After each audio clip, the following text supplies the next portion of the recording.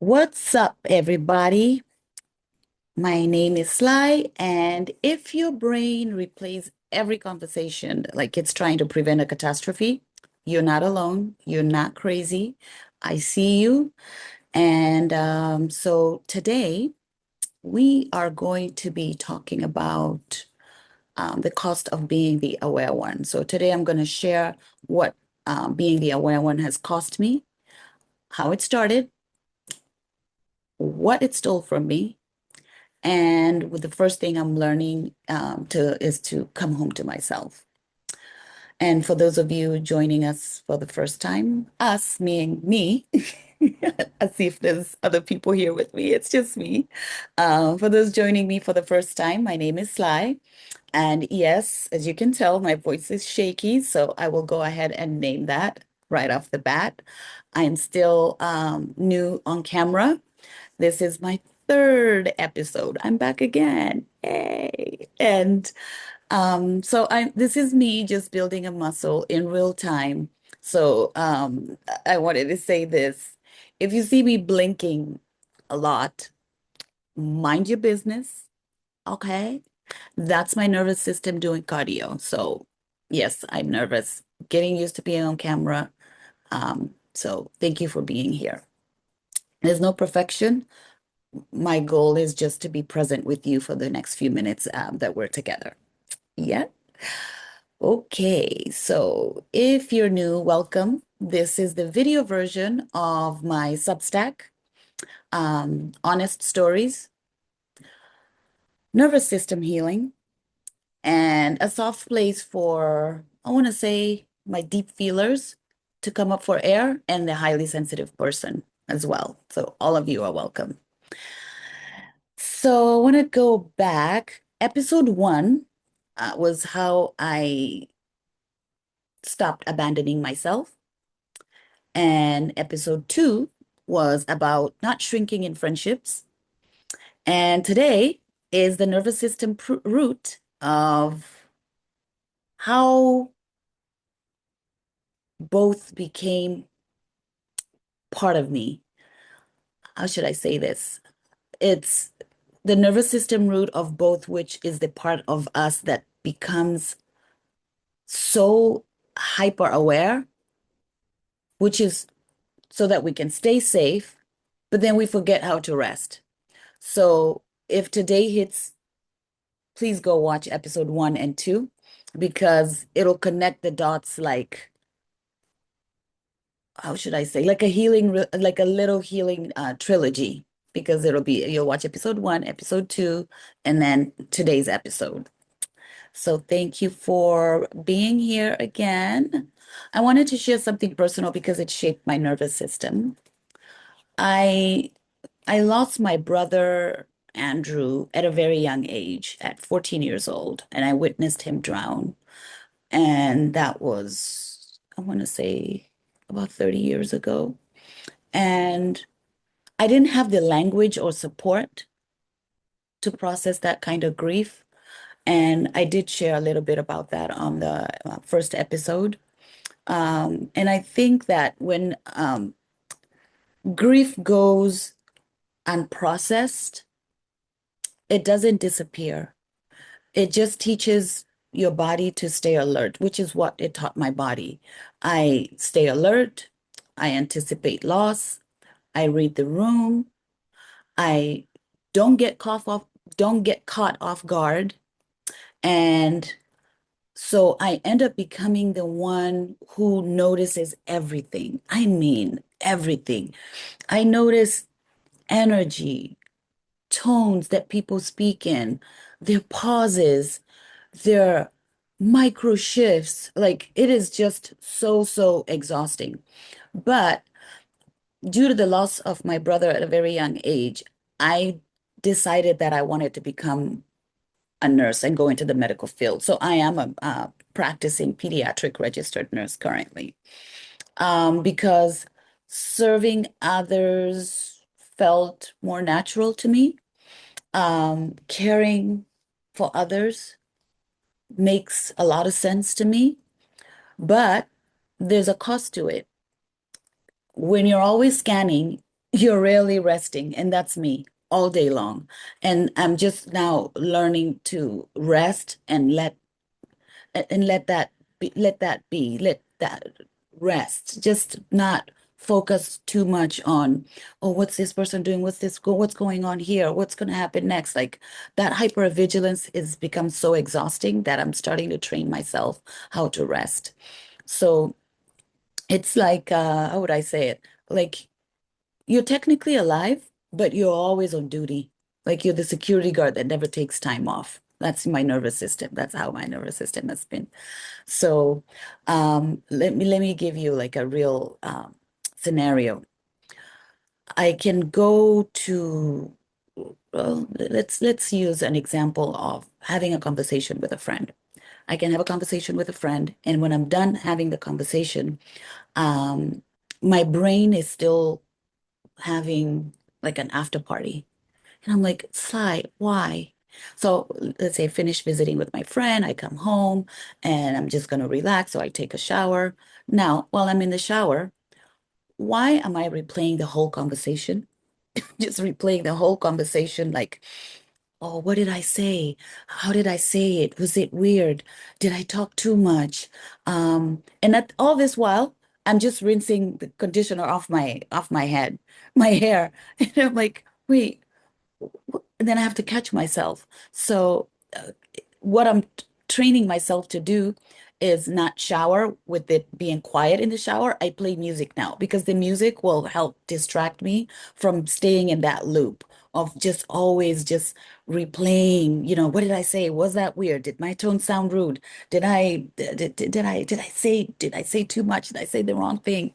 Ma'am, we were just having brunch. That's all the conversation was during brunch. Like, I just need to just stop. I just have to stop. Sometimes I feel so sad for myself because I just spend so much time just replaying conversation. I don't know why I do that. So, as you see me sharing these things, these are things that I'm currently struggling with. And I wanted to just come on here and just share my story because there could be somebody else that's also so hyper aware and so hyper vigilant, and all you do is just replay these conversations because and I always say I'm a recovering people pleaser because I just want people to like me, people not to leave, people not to abandon me, not to feel shame. So that's just the reality of being the aware one and the cost of being the aware one. Um,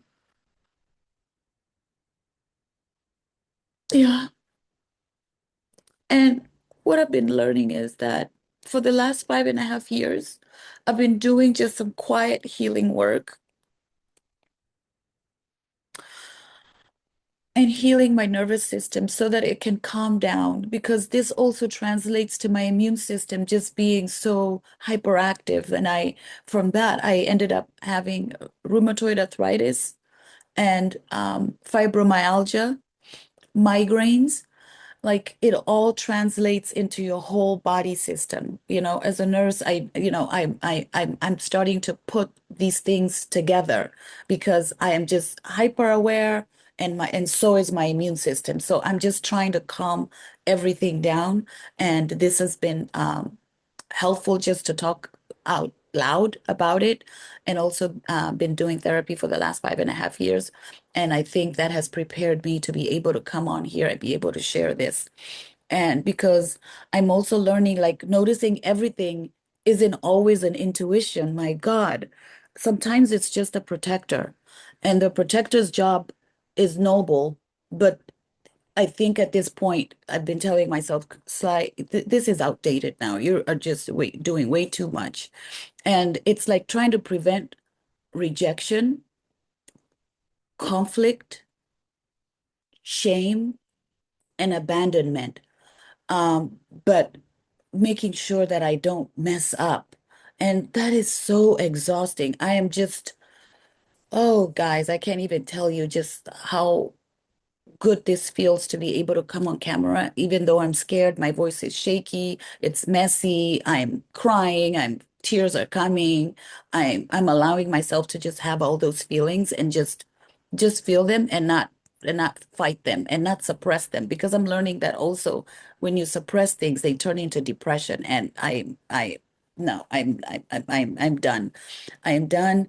And here's the thing, everything you end up monitoring um ends up making you minimize yourself, right? You swallow your feelings, you stay pleasant, you don't ask for much, and this ends up being like self-abandonment and self-erasure. So then you end up feeling lonely even around people you love because your real self didn't get to show up. So I'm just trying to just be better at my relationships, loving myself, showing up for myself, being confident in who I am and believing in myself. And the goal isn't to become more self-aware. I'm learning not to become more self-aware. The goal is to be more free, right? And I think it's it looks like this, right? Like free to be enough to let the conversation with a friend or whoever you're talking to be a conversation and no more. Don't overthink. Don't spend time replaying what I should have said this. Oh, I know next time this is what I'm gonna say. It is too exhausting. Like I just need to stop. So I'm hoping that this helps somebody else that's probably going through the same thing. Um, be free to stop treating every moment like a test. Because I'm just as I speak about it, I'm realizing that I've been treating every moment like a test I'm gonna fail. Like, wow, wow. Like you guys are just witnessing me have these moments in real time and finding my voice in real time and healing in real time. And it's just, I'm not saying I've mastered it. I'm wow, it's just hitting me as I speak to you guys. And I'm I'm saying it so that I can practice it with you guys. Because this channel is part of my Substack component because that's where I share um a lot of personal details on my Substack. If you haven't subscribed or would like to read more, I'm gonna leave the link in the description below because this channel is part of my healing and I want it to be part of yours as well, right?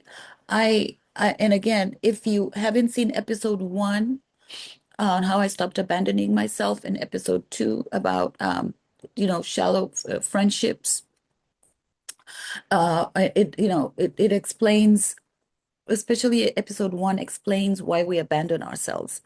And episode 2 will show you how we show up in friendships. And today was the nervous system engine underneath all of that. So, what I'm also wanting to do is to maybe call this before I go a soft room minute, which is one breath, one truth, and one tiny next step, which would be taking a, a deep, slow breath, like,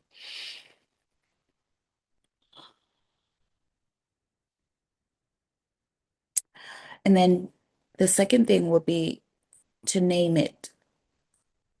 Now I feel, and then you say it to yourself, whatever you feel. Now I feel safe. Now I feel safe enough to be myself.